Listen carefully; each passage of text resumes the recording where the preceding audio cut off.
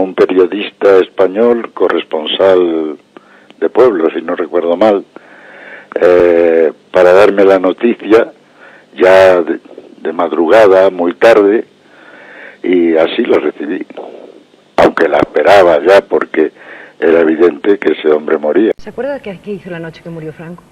Estaba estudiando ese día, porque estaba preparando oposiciones. Me acuerdo, por lo tanto, perfectamente. ¿Y se fue a dormir tan tranquilo o no pudo dormir como tanta gente? Hombre, supongo que dormiría, ya no me acuerdo si dormí o no dormí, pero sin duda tenía la convicción, como tantos españoles, que se abrió una nueva etapa en la historia de España. En noviembre de 1975 falleció el general Franco, aunque a algunos de los periodistas más afines a su régimen les costara admitirlo. Prueba de ello es que unos días antes de su muerte, cuando el periódico Nuevo Diario ND, que dirigía don Manuel Martín Ferrán, publicó el titular "Franco agoniza", no solo fue expedientado por la autoridad que consideró aquel titular una falta de respeto, sino que don Pedro Rodríguez, el columnista estrella de la prensa del movimiento, publicó en Arriba y en otros periódicos un artículo arremetiendo contra el señor Martín Ferrán por haber usado aquel verbo. La derecha española no supo o no quiso traer la democracia, dejó que la padrinase la izquierda, que se presentase como una patente y una exclusiva de la izquierda. No sé por qué me da la impresión que estos días hay silencios clamorosos. Martín Ferrán, en cambio, ya te digo, no. El muchacho, gran periodista radiofónico, del señor Oriol, estudió el sábado la situación médica del jefe del Estado, escudriñó su mente, evaluó con fino sentido la actualidad, acelerósele el pulso, se pasó por los mismísimos corondeles el juicio preciso y técnico de los médicos y puso a agonizar al caudillo. Manolo Martín Ferrán, descansa en paz. Los de Arriba de Pedro Rodríguez criticando mucho la falta de respeto de Nuevo Diario. Tú sí que agonizas, compañero. Empezaba un artículo Pedro Rodríguez cuando yo publiqué a toda página la noticia, por otra parte incontrovertible, de que Franco estaba agonizando. Yo tenía la información en contra. Yo tenía grandes contactos médicos como consecuencia de las muchas publicaciones médicas que yo mismo había dirigido, el diario médico, el diario Noticias Médicas y un montón de revistas especializadas. Y además habíamos conseguido infiltrar en la Clínica de la Paz, como si fuese un enfermero, a un redactor del periódico, un periodista por otra parte mítico, Felipe Navarro, Yali. Y la Agencia de los Papeles, por ejemplo, consiguió un éxito profesional extraordinario anunciando con antelación a la agencia oficial la muerte de Franco. O sea, la muerte de Franco es evidente, incluso hasta sospechable, que pudiese ser la agencia F quien primero tuviese esa noticia, ¿verdad? Y sin embargo, quien la da primero es Europapeles. Pero hay elementos que sí entiendo. Cuando un jefe de un turno de noche, que no es un turno vivo como el día, ¿no?, recibe la noticia de la muerte de Franco, dice: si me columpio esto es letal, ¿no?, y trata de tener una segunda confirmación. Y esa segunda confirmación fue letal para nosotros.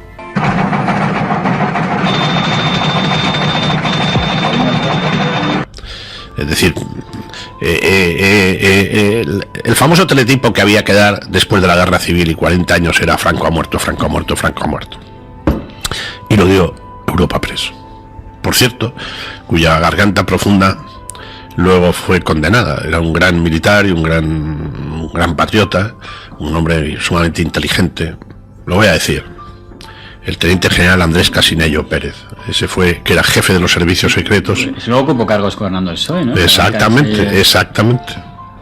Pero era un hombre, fue clave. Andrés Casinello era jefe del Servicio de Documentación de Presidencia de Gobierno, los servicios secretos. Y ese fue la garganta profunda. Rechazo del manifiesto todo lo que es defensa del golpismo y todo lo que es anticonstitucional. Franco ha muerto. Una vez se confirmó la muerte del general Franco, todos los periodistas de opinión y columnas célebres de aquella época publicaron artículos de elogio a la figura del dictador fallecido. El jefe de la prensa del movimiento, don Emilio Romero Gómez, publicó en la portada del diario Arriba un artículo biográfico totalmente elogioso hacia el general Franco, que además fue reproducido por otros periódicos de la cadena de prensa del movimiento. Detuvo en las fronteras al ejército nazi en la Segunda Guerra Mundial, que aspiraba a ocupar la península, y cerró unos años más tarde el paso en los mismos lugares a comandos invasores o guerrilleros que al amparo del resultado de esa Segunda Guerra aspiraban a torcer el resultado de nuestra guerra civil y a sumirnos en una segunda catástrofe de sangre. Soportó el injusto bloqueo del mundo. El pueblo español había depositado en esta figura histórica una confianza como no lo hizo con ningún otro estadista en ningún tiempo. El vacío que produce la muerte del general Franco no es posible llenarlo con ninguna constitución. Ese es el precio que hay que pagar cuando desaparecen los hombres de excepción. Franco era un nacionalista, un militar clásico, y lo que quería hacer era un país sin enfrentamientos y con una derecha habilidosa que pudiera hacer las cosas que había que hacer en aquel tiempo. Por ejemplo, en lo social tuvo un ministro que fue sensacional para hacer las cosas sociales que aquí no existían, que fue José Antonio Girón de Velasco. De igual manera, también el joven editorialista de Arriba, don Fernando Onega, publicó su propio artículo en memoria del general Franco, que también fue reproducido por la mayoría de periódicos de la prensa del movimiento. Yo escribí editoriales en el Arriba y forma parte de mi biografía y no lo oculto, y seguramente de algunos me avergonzarían esto. Muchos de los directores de periódicos del movimiento locales también publicaron bajo su firma sus propios artículos de elogio y aplauso a Franco. Tal fue el caso del señor Sanz Caguigas en el periódico Sur de Málaga, de don Francisco de Cáceres en el periódico Alerta de Cantabria, o de don José Barberá, don Pepe, en el periódico Levante de Valencia. También la prensa privada apareció nutrida de artículos de aplauso y elogio hacia el general Franco, como por ejemplo el editor del diario La Vanguardia, don Carlos de Godó, que escribió que había llorado ante la muerte del general Franco. Con lágrimas en los ojos he escuchado esta mañana la alocución de nuestro presidente don Carlos Arias Navarro, quien visiblemente conmovido nos ha leído el último mensaje de Franco, y no solamente yo, sino las personas que estaban a mi lado, no han podido contener la emoción que la lectura les ha producido. Me siento orgulloso de pertenecer y formar parte de la España de Franco. Y en el tiempo que me quede de vida, he de reconocer siempre la fecha histórica del día de hoy, dolorosa para todos los españoles, a cuyas plegarias uno las mías por el eterno descanso del alma de nuestro querido caudillo. Fallecimiento de Francisco Franco, a mi parecer se cierra una de las etapas más brillantes de la historia de España. O el presidente del periódico El Correo Vasco, don Javier Ibarra Vergé, que emitió unas declaraciones poniendo en valor todo lo que según él había hecho el general Franco por el pueblo vasco. En el Alcázar, la principal firma de elogio es la del falangista don Rafael García Serrano, que a pesar de sus discrepancias con ministros del régimen, nunca dejó de apoyar hasta el final a la persona de Francisco Franco. Entonces, quizás por eso mismo yo me intercalo también en mantener esa postura, para que quede el testimonio de alguien que trate de demostrar que no fuimos tan malos. Otro artículo reseñable el día de la muerte de Franco, el de don Vicente Cebrián. Franco ha muerto. 3 palabras escuetas, sencillas, repetidas una y otra vez en la primera página de todos los periódicos, se han clavado hoy como ardientes dardos en el corazón de todos los españoles. 3 palabras que con el tremendo laconismo de un parte de guerra cierran 40 años de la mejor historia de la patria. En estos momentos dolorosos y difíciles nos cabe como único consuelo gritar con el corazón ese arriba España con el que nos abraza por última vez Francisco Franco. Usted pasa por medios de la Falange.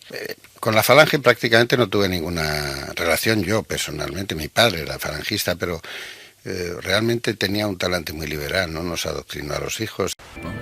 Otro artículo elogioso reseñable, el de don Jaime Canmani. El sindicalismo español ha perdido a quien nos acercó a la paz y nos alejó de la pobreza, a quien dedicó su vida a esa sublime manera de justicia que consiste en dar a cada uno lo suyo, a ese viejo y honrado sindicalista que se llama Francisco Franco. Su nombre, que es ahora nuestro dolor, nos abrió para muchos años la más grande esperanza. Los empresarios y los trabajadores españoles hemos aprendido de él a mantener nuestra paz atada y bien atada, y a saber que España es una empresa de todos, una joven empresa de todos hacia el futuro. Don Jaime Canmani sería un columnista destacado durante la democracia, especialmente en el diario ABC. en Falange jamás tuvo ningún cargo directivo. El cargo más importante que tuvo fue de director de arriba. Y lo echaron por rojo. De alguna manera lo que yo digo ahí, que soy un periodista, siempre he sido un periodista y nada más que un periodista, y un cronista, de alguna manera el novelista también lo es. En cuanto a don Manuel Aznar Zubigaray, el hombre considerado como el periodista más poderoso en la España del franquismo y abuelo de un futuro presidente del gobierno, de don José María Aznar, no pudo publicar ningún artículo de elogio al general Franco porque anecdóticamente falleció apenas unos días antes de que lo hiciera Franco. Todos los españoles, verdes, blancos, rojos o azules, sabíamos que si hubiera de llegar un día en que fuera preciso encomendar a un general el timón de los destinos nacionales, las preferencias decisivas recaerían en Franco. Incluso antes de ficharme, yo entro en marzo del año que muere Franco y me encuentro que me dicen, tenemos en reserva una biografía escrita por don Manuel Aznar, el abuelo del presidente Aznar, que colaboraba en ABC, el mejor periodista quizá que haya habido, uno de los mejores de España, que ha escrito una biografía de Franco. Entonces esta biografía la tenemos tecleada y con las fotos y todo, solo para tirarlo cuando Franco se ponga mal o cuando Franco se muera. Con lo cual, el día que Franco se muera, daremos el ejemplar con la noticia y el suplemento, que es este. España, ¿no? Brindar con champán, como hicieron algunos, no hizo. A mí no me gusta brindar con champán cuando se muere nadie. Yo creo que a mí la muerte no me lleva a brindar con champán, ni la de Franco ni la de nadie. No, yo no he brindado por la muerte de nadie. Incluso le puedo decir que cuando murió Franco, que estaba yo en la Universidad Libre de Berlín, pues había gente con botellas de champán y de coñac y de vino. Y me propusieron un brindis. Digo, mire, por la muerte de una persona no se brinda nunca, aunque haya sido un adversario, un enemigo político o un dictador. Suficientemente siniestro para que la oposición en España no sintiera precisamente compasión por su muerte. Y no sé si se descorcharon botellas de champán como a la muerte de Franco, pero yo no, porque no me interesaba el champán. Sería absurdo pensar que todas estas firmas estaban siendo forzadas a publicar aquellos elogios al general Franco. Eran sus contemporáneos y claramente creían en aquel régimen en el que habían convivido. Pero también es justo decir que si alguien hubiera querido publicar alguna columna o artículo en sentido contrario a todos estos, no hubiera podido, porque la estructura del régimen impedía en aquel momento cualquier perfil crítico del dictador fallecido. Revancha no, sentido de la justicia, pues sí, parte de mi ideología. Estamos hablando de 40 años de un gobierno ilegítimo, de un golpe de Estado militar, como el de Pinochet, quiero decir, unos militares que toman a la fuerza un gobierno y tras una durísima guerra se hacen con el poder. No dejarlo morir en la cama. Pero él no había nacido. Yo era muy aquí se da la pequeña casualidad de que Franco se murió en la cama. Y se le enterró con 1 millón de personas asistiendo a su entierro. Y entonces, 30 o no sé cuántos años después, ahora que se quiere derrotar a Franco, eso es muy fácil. No se quiere derrotar a Franco. No, Fernando, no se quiere derrotar a Franco. Lo difícil es la convivencia entre los unos y los otros.